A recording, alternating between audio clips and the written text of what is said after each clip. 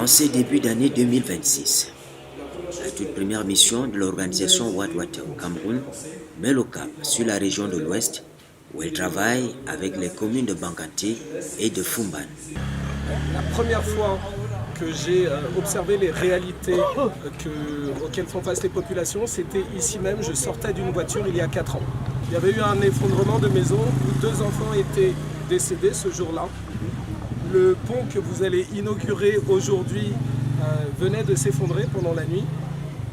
Et à partir de là, à partir de cette visite très bien, très illustrative dont Madame le maire m'a fait bénéficier, je suis devenu passionné de l'accès à l'eau, du développement et surtout j'ai souhaité continuer d'apprendre auprès de Madame le maire puisque dès le premier jour, quelque part, j'ai pas eu le choix et j'ai voulu continuer. C'est positif. Aujourd'hui, après 4 ans, on vient de faire 200 mètres à pied et on constate 2 points d'eau que nous avons réalisés ensemble. À Fumban, justement, des points d'eau sont inaugurés avec une forte implication des communautés dans la gestion courante. Cette petite gestion va permettre au comité de faire face quand il y a des entretiens, quand il y a des machines qui ont besoin d'être dépannées.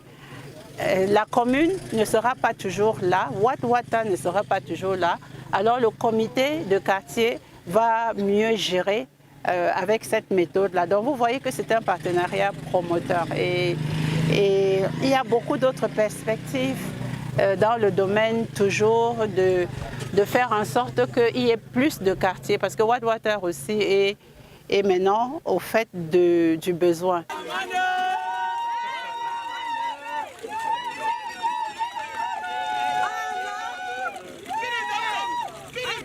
À Banganté, où la conduite des projets hydriques, on observe le développement d'une application destinée à faciliter le mapping de l'accès à l'eau par le signalement des pannes à l'échelle nationale. On parle ici de digitalisation des ouvrages. La situation de l'eau dans la commune de Banganté, je pense que nous avons une population qui a soif, qui est croissante et on a besoin d'avoir de l'eau. Donc nous sommes dans la recherche d'optimisation des différents forages que nous avons faits et que nous allons continuer à faire. Et l'outil informatique, le digital justement, va nous aider dans ce sens-là. Donc il est réellement important que nous puissions nous engager dans des projets de ce type, de digitalisation de l'eau, pour que nous puissions ne pas perdre, chaque goutte d'eau est précieuse, ne pas perdre, ne pas gaspiller de l'eau, pas gaspiller cette ressource-là. Donc nous sommes preneurs, nous sommes partants pour ce type de projet. Avec Watwater, nous travaillons depuis quelques années déjà. Et chaque année, nous innovons, ou plutôt ils innovent dans les solutions qu'ils nous proposent par rapport à l'optimisation de nos ressources. Donc on va continuer à travailler avec eux dans ce sens-là. La digitalisation des forages ou des châteaux d'eau est nouvelle au Cameroun. D'ailleurs, on la présente comme une facilité. Alors en ce moment au Luxembourg, ce qu'on fait, c'est vraiment l'accent sur tout ce qui est digital. Alors on fait plein d'applications dans plein de différentes activités. Et nous, Watwater, on a décidé de prioriser, de se focuser sur l'eau dans la digitalisation. Quand on va dans le domaine associatif, on peut innover. Et c'est cette innovation que Watwater apporte, Watwater qui est déjà cette ONG, c'est cette innovation qu'elle apporte effectivement pour permettre à la population rurale de pouvoir optimiser en matière de temps, d'optimiser en matière d'accessibilité. Nous sommes dans une phase d'essai, alors le temps va nous donner les résultats mais oui, on pense que bien sûr, sinon on se mettrait pas dans investir autant de temps et d'efforts pour faire cette application et digitaliser l'accès à l'eau. En digitalisant les points d'eau, il y a une accessibilité plus facile, plus simple ont réduit beaucoup de péripéties parce que se retrouver aller à un point d'eau, faire des kilomètres aller à un point d'eau et ne pas trouver de l'eau, ça crée de la frustration. Or, si j'ai un smartphone avec une application digitale qui est greffée au point d'eau, à l'issue où je consulte mon point d'eau et que je réalise qu'il y a un souci, là je prends une autre mesure, je peux prendre un autre plan B et du coup je peux faire remonter l'information vers les personnes qui gèrent les points d'eau. Et cela me permet effectivement de gagner en temps et ça permet également aux personnes qui ont la gestion des points d'eau de pouvoir chercher la solution la plus facile, la plus rapide. Et la population, elle a pleine satisfaction. Les outils pour la digitalisation sont une réalité à Banganté et à Fumban. Vous verrez toujours la même configuration. Ça ne va pas changer, ça aura toujours la même configuration.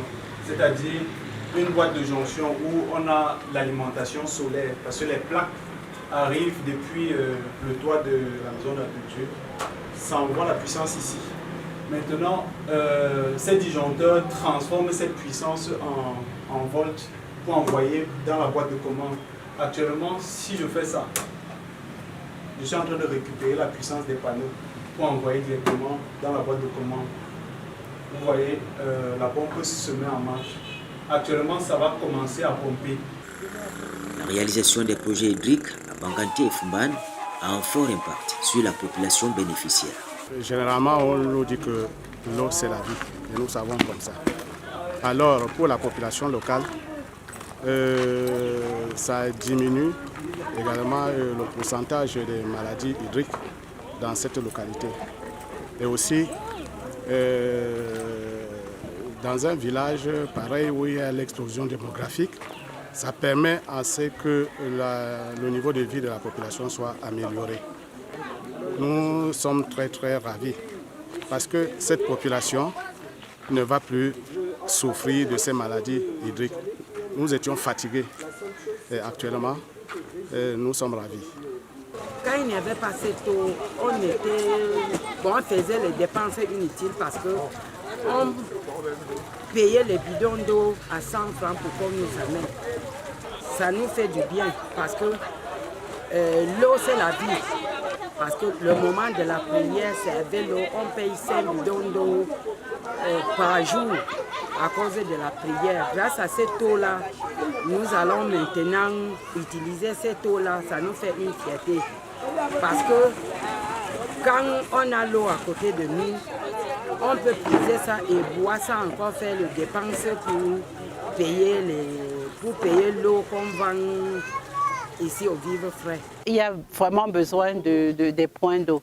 On va voir dans quelle mesure on va continuer ce partenariat qui est fructueux et nous les remercions. Nous remercions tous les bienfaiteurs de Luxembourg qui ont bien voulu accompagner Watt-Water pour cette mission qui est une mission noble parce que apporter de l'eau aux populations, appuyer les communes nous semble vraiment prioritaire et merci à tous ceux-là qui ont renforcé les moyens de Watt-Water pour cette noble cause.